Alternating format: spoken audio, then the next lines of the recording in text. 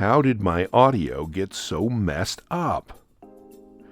Have you ever had a client tell you the audio you produced for them and checked carefully before submitting is all kinds of noisy and must be fixed? We're going to look at why that might be in this edition of Stuart's Audacity Tips. Do you share these tips with friends and colleagues? Yes, you may. In fact, please do. They say bad news comes in threes. It's sometimes strange to me how a particular issue will be brought to my attention by 3 different cases in 3 different ways, all in a very short time. That's how we got to this topic for SAT. Here's how the problem is typically framed. A VO produces a project, does their usual workflow and quality control, and submits the audio to the client.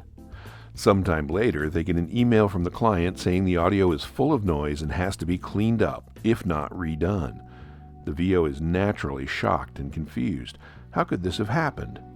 Here's an example from one of the cases recently brought to me. It's pretty obvious that something horrible has happened to this audio, right?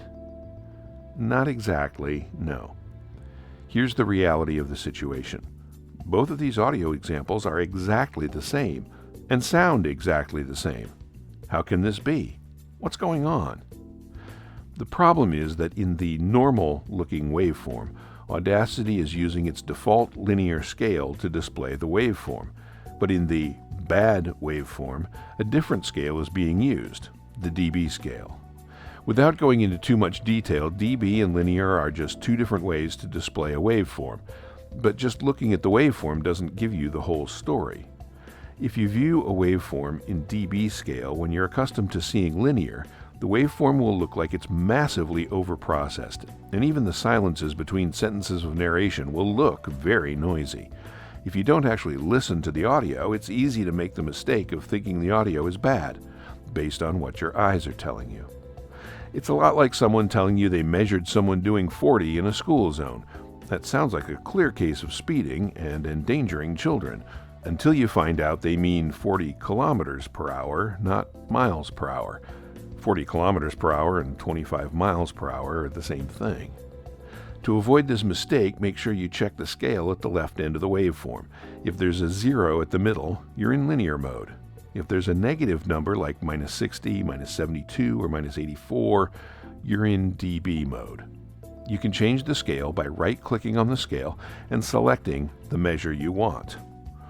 What remains a bit of a mystery to me is how someone could get into dB mode without realizing it, which is necessary for this mistake to be made. Here's my theory. They opened the file in Audacity on a different computer than their own. Someone had set the default scale display to dB on that computer. You can do that in Audacity's preferences on the tracks page. In that situation, the user would open the file, and seeing that fat waveform could make the assumption that the audio was bad without even listening to it. So if you get feedback like that from a client, make sure you check the audio before you make assumptions about how to fix what may not be broken. I realize that seems like obvious advice, but 3 separate cases make a Stuart's Audacity tip. Hope this helps. I'm Stuart.